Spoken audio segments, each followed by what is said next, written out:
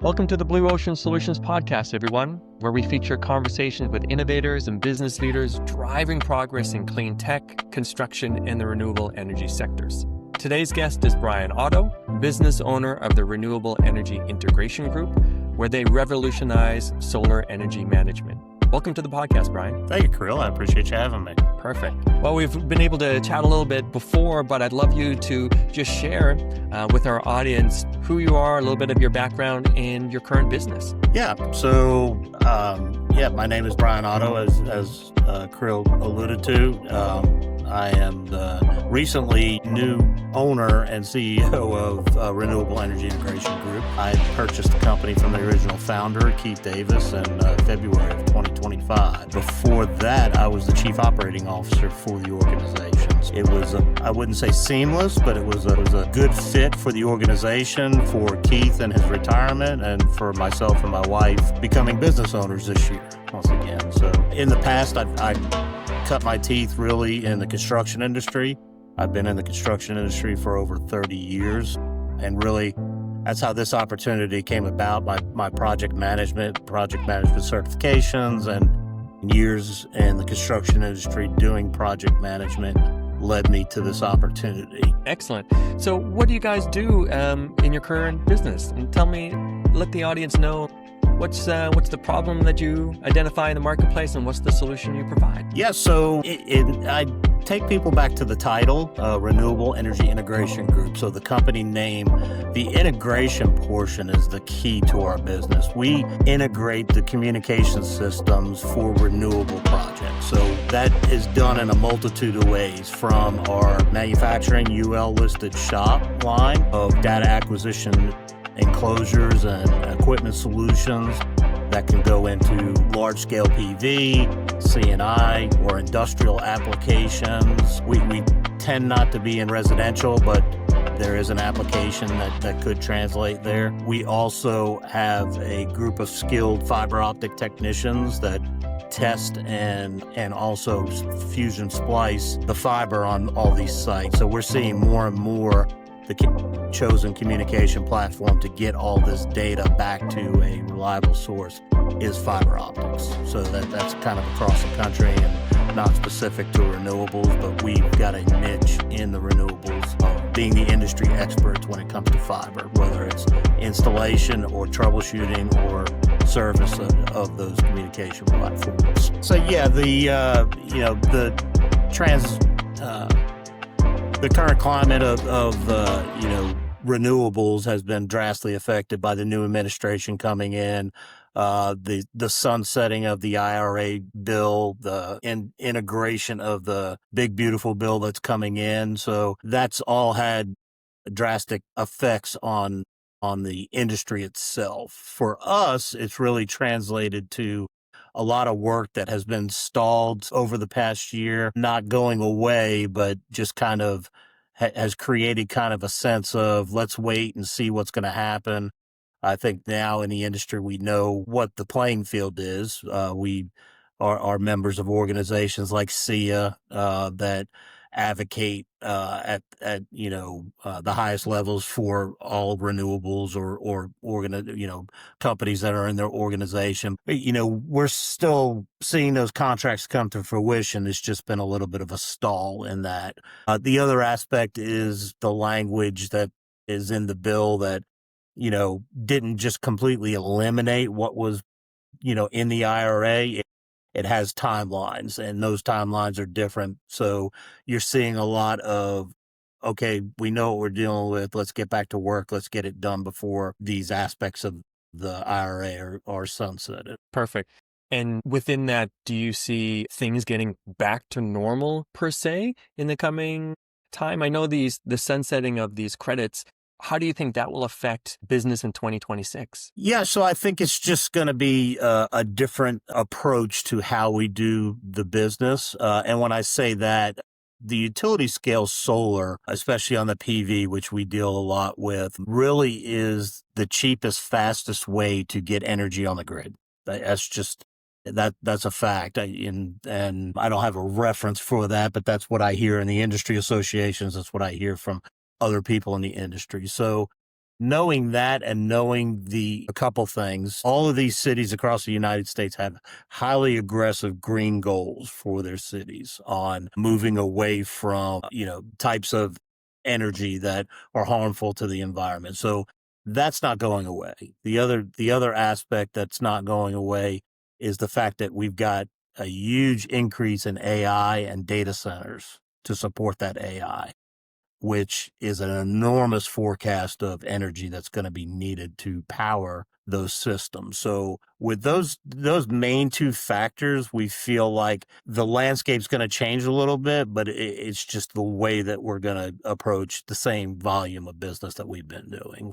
Excellent. Yeah, that's kind of what I've heard from other people, that they expect this has been like a cooling off period, but the demand is so great that we still need to produce way more energy than currently is happening. And it sounds like your company then is well positioned to really integrate and help track the amount of energy, but also provide detailed information to really be able to help your clients see if they're hitting those targets, where their growth could be, where their slippage could be. Maybe you could talk me through what your ideal client would look like. And if you have a story to share, the audience loves to hear kind of that hero story of the problem solution and the final outcome that you can provide. So yeah, we, like I shared before, we work in multiple facets. One of the biggest increases in our business line has really been through our manufacturing of control systems. So they're mainly on a C&I industrial level. So you have a lot of organizations that are trying to self-sustain their facilities, their production facilities, and they do that through implementing and investing into PV. On the flip side of that, there has to be an integration with the grid, with the utility, the local utility or co-op that is in that area. So we've really got on the forefront of being that solution provider on making sure that the utility needs and the utility requirements are met in a control system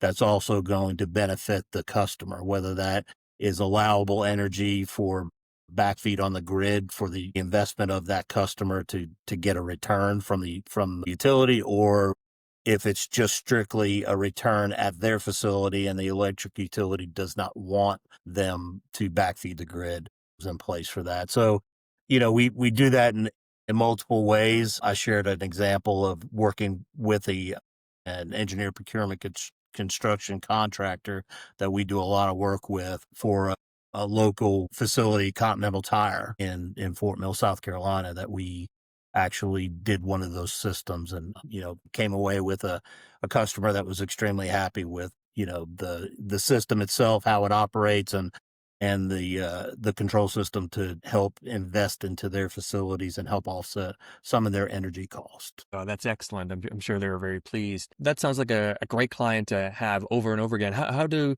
you come about acquiring your clients? Yeah, so very much word of mouth. So we got started, and I love this story. Our founder, Keith Davis, actually was working for an EPC and did one of the first systems in the Charlotte area on a rooftop. And those systems didn't think about how we were monitoring or looking at the system.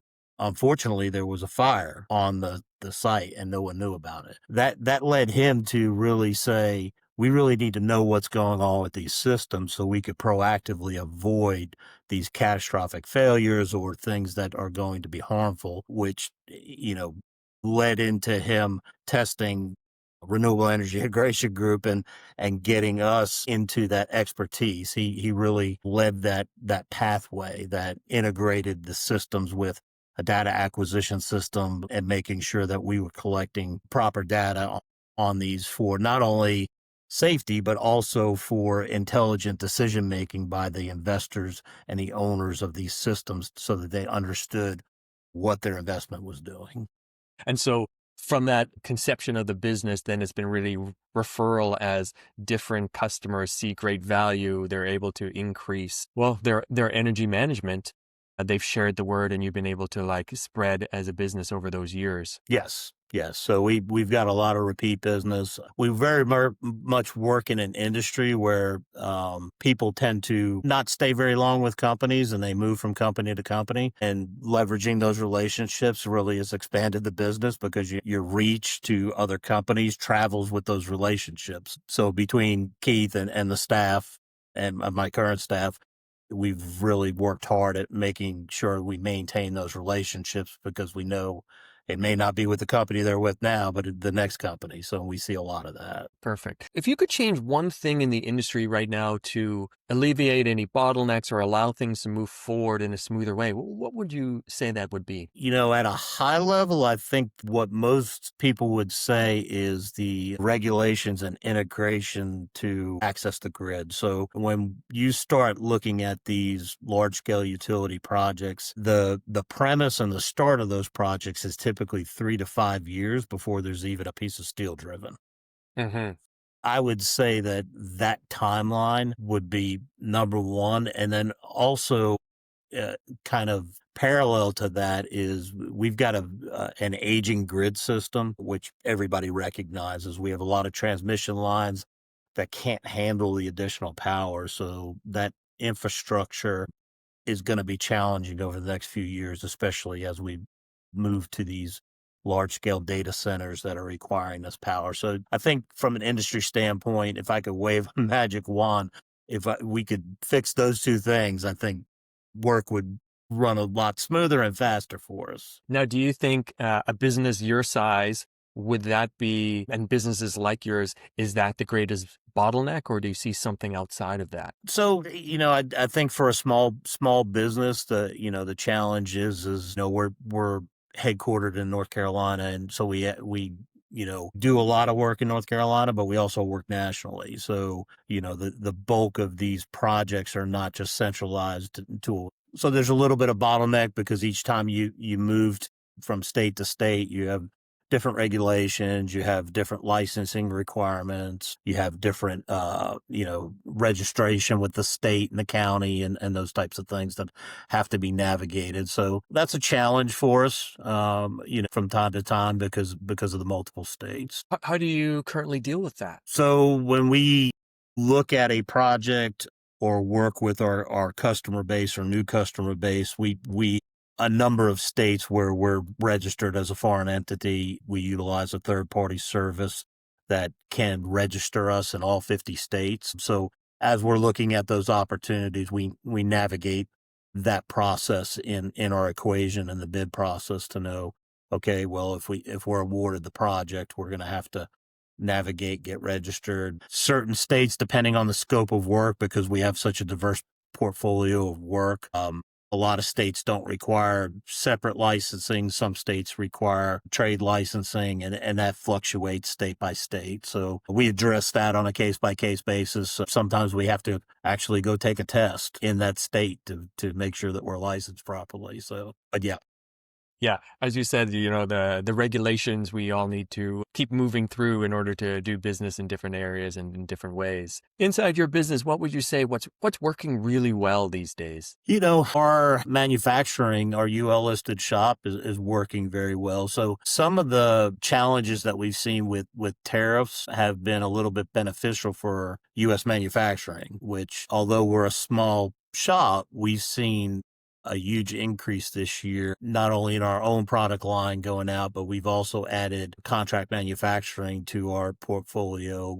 In other words, we're a UL listed shop and we work with other vendors and recreate their products. So some of them that had some overseas or still have overseas partners are leaning towards what U.S.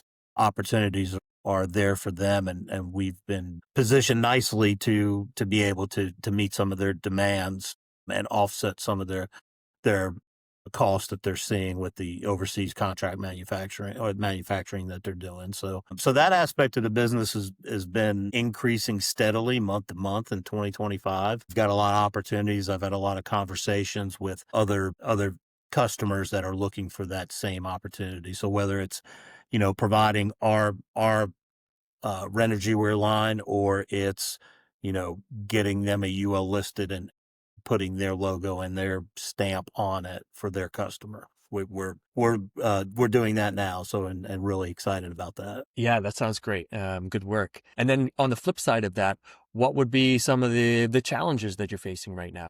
So the challenges, like I shared, were they affect a lot of these utility scale projects that we're seeing. So it's slowed down work. So I mentioned to people we've had, a lot of contracts that were already in place are still in place, but they were supposed to be executed in May, June, July. We work very much in an industry where you have liquidated damages, contract timelines, those types of things, obviously, because you want that production and that return on investment for the owners. But we've seen a lot of those projects stall for whatever reason. We can interpret those, but we don't know exactly, but they have stalled. So that's been a challenge for our business, is sitting on a lot of these contracts and not realizing that revenue. Yeah, I think it's very common, speaking to a lot of different people. As you future forecast then, looking into the next, say, 6 to 12 months, what are the critical factors you'd like to move forward in your business, or some strategic goals that you have? Yeah, so part of our strategy is really looking at, what we feel like will be that new way of doing business. So in other words, some of the tax credits that affected utility scale solar and some of that stagnation, we feel like they're going to get figured out, and there's going to be another method or methodology to that. So we want to be prepared to make sure that we're there and the solution provider for that fiber optics, those low voltage connections, that data acquisition system integration and commissioning of those systems. So that is a huge aspect. Also taking the skill sets of what we had. I talked a little bit about data centers. Well, it's not really renewable energy, but there are a lot of transferable skills in these systems that are coming online, especially from a low voltage or a fiber optic uh, uh, transition in those construction projects. We're looking to see how we, as an organization, could possibly integrate into those. So a different look in the renewables. Maybe not the outside feeding in, but the inside feeding back out. Yeah, good analogy. As you talk about a new way of doing business, right? Like moving into a new playing ground, a new administration, new sets of expectations. What do you think is going to separate companies that are going to lag there versus some leaders and companies that will start to excel? Yeah, great question. I think, it's the same things that make a company successful long term as usual. It's the way you conduct business, it's those relationships that you have with the decision makers that are doing these projects. It's the end product that you're producing out in the industry and keeping that up to speed. So we work, in a country where price is a critical factor, but it's not the only factor. So and we're really not looking at being the lowest price person or lowest priced company in the region. We're looking at being the best value for what you're getting on that project. So I think as long as we keep that in mind, we'll do fine. I think it starts with our company culture and how we treat our employees and we transition that to our customers as well. So I think that's going to be a huge component on which companies are going to sunset or which companies are gonna move through the new way of doing business.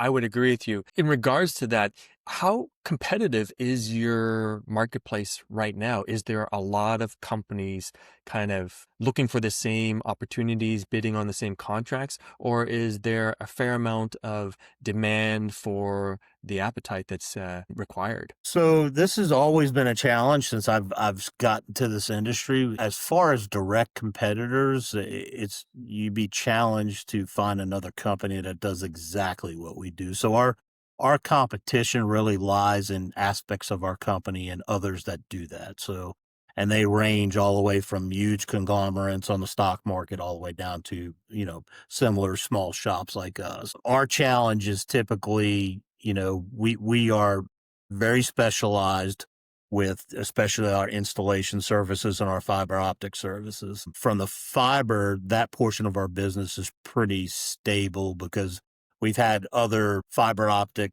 companies that deal with different fiber, not on renewable projects, and it's done differently. So they really don't compete with us long term. They may get a job from us, but a lot of the times we're back in after they're fixing that project because it's just a different type of environment than what they're used to.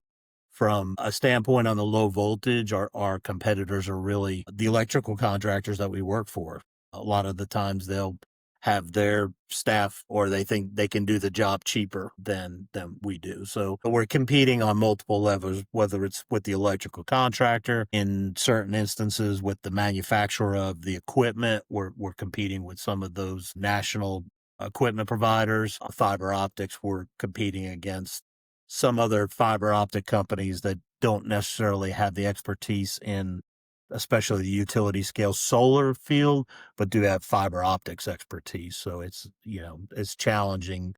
Once they figure it out, they realize their price points are a little bit different than typical fiber to a house. Right. I think you're uniquely positioned because you do several verticals in the company, and you've been around for a while, so you have really established reputation, especially with your business being a lot of referrals over those years. So if you cast a vision, just looking to the future of your business, what do you think the potential for growth is over, let's say, the next 2 to 3 years? Yeah, I think we're set up for significant growth. I mean, when I started with the purchase of the company, we had you know, um, a typical 4 to 10% growth each year over the last 5 years, a little bit more in a couple of those years. So we were looking to continue that, 4 to 10% growth each year.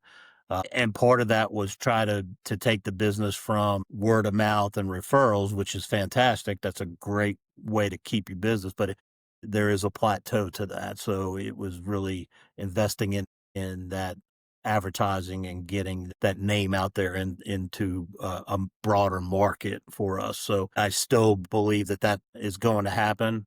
This year, like I shared, has been challenging. So we really tried to stabilize and leverage our existing customer base and make sure we're taking care of them through this process. But yeah, we see the potential for growth. So, I'm hoping for in between 4 to 10% each year as we grow. I think you guys are well positioned and stable.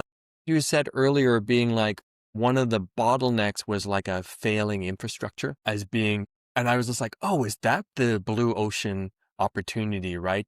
Because there's great companies out there doing that, but if you're all, if the foundation is compromised, then that's going to be limiting not to just your company, but to potentially all companies that are accessing it. So I'd love to hear your feedback. If you see like that could be a real opportunity that's not being properly addressed, I'm not even sure how that would be properly addressed. You would be more maybe insightful of actually how to deal with that problem. Yeah, so it's being addressed at the state level. At least I can speak to North Carolina. Each year we get together in April and have a lot of the lawmakers and industry recognized experts talk about that. One of the key topics that we talk about, and everybody pulls up a map in North Carolina to show, the infrastructure and the ratings on, and you quickly see why people say, well, why don't we have solar in this area? And it leads back to that infrastructure issue. You could put solar there,